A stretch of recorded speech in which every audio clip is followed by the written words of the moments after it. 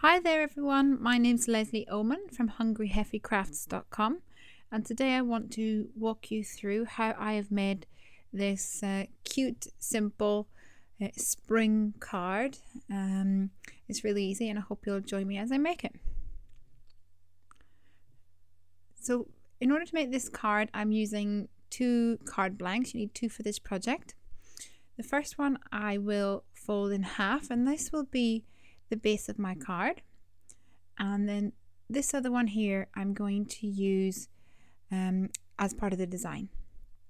So first of all, I'm folding it in half and running it through the trimmer. I'm just cutting off the creased edge as close as I can to the crease. So now I have 2 flat pieces. One piece I'm going to create a background. It's going to be the same width as the card base, but not quite as tall. So I'm cutting about 1 inch off there, and it'll sit like that. This second piece will be for my stamped image. So I'm going to make a square piece of card, and I'm not going to worry too much about the measurements. I'm just going to trim off about 1 inch, 3/4 of an inch of each side, like this. So this one will sit on top like that. So now I have my 3 elements. I'm going to start by stamping the top panel of the card.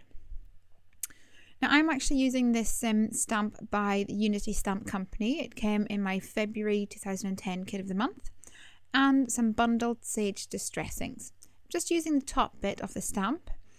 I don't want the stem and the leaves, so I'm carefully going to tap the ink pad just onto the flower head of the stamp, like that, and then stamp it onto this smaller panel of card.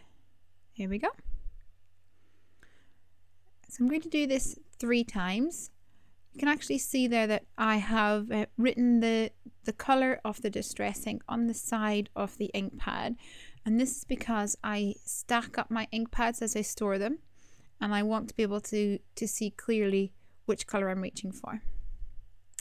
For this third flower, I want it to be a little different, so I'm going to stamp it upside down just to give a little bit of variation. Because I'm just doing the flower head, it'll not matter. You'll not see the difference. Now I'm going to draw in vertical lines, and I'm using a Whispers pigment pen in a green colour, very similar to the bundled sage colour. And I'm just going to draw these lines in by hand. So now I'm going to make the background of the card, and I'm using my Cuttlebug and an embossing folder. This is the Swiss dots. So I'm taking that larger piece of flat card and sandwiching it into my embossing folder, and I'll run it through my Cuttlebug. I've got an A plate, a B plate, then the embossing folder and another B plate. Here we go, nice and embossed. We're actually going to use the reverse side, so this debossed side. I'm working on a craft mat here, and I'm just going to rub the bundled sage distress ink over the top, like this. Now you can see that the ink goes onto the flat surface, but not onto the debossed dots. Excellent. There we go.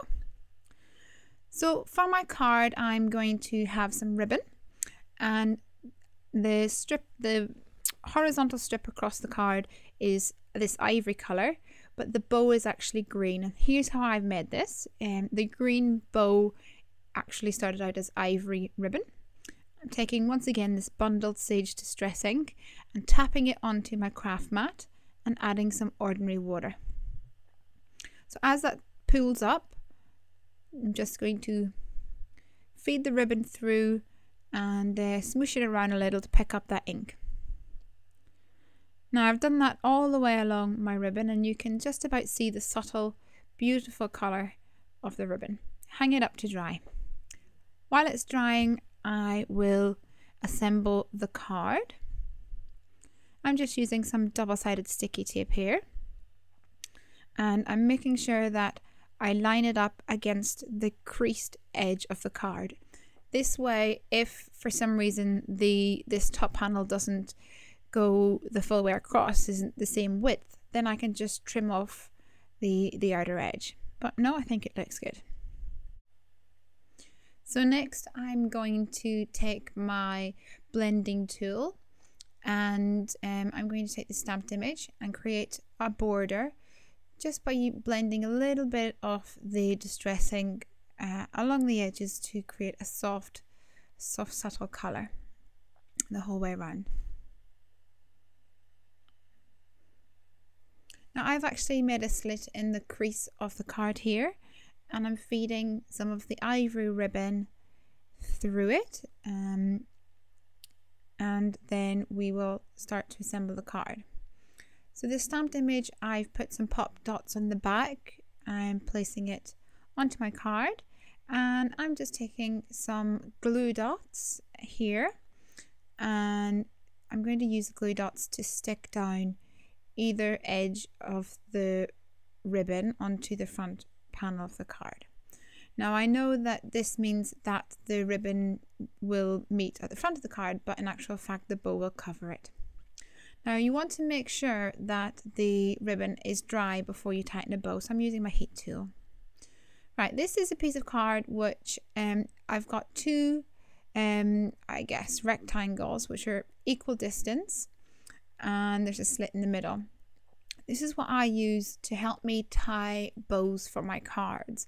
It's not anything special, it's just a piece of scrap card, and you can see that I've cut a few slits along it to get a variety of widths and sizes of bows, and it's something that's quite easy to do. It doesn't always work with some of the thicker ribbons, but it's good for satin edge ribbon.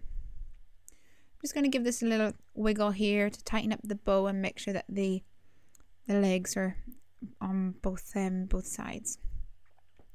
Right, so next I'm going to stick this onto the card. Now because it's going to be at the front, I want this ivory ribbon to pinch in the middle.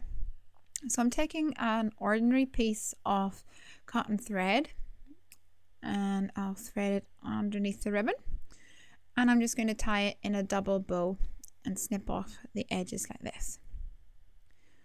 So I'm just using some more glue dots to glue my bow in place, like so.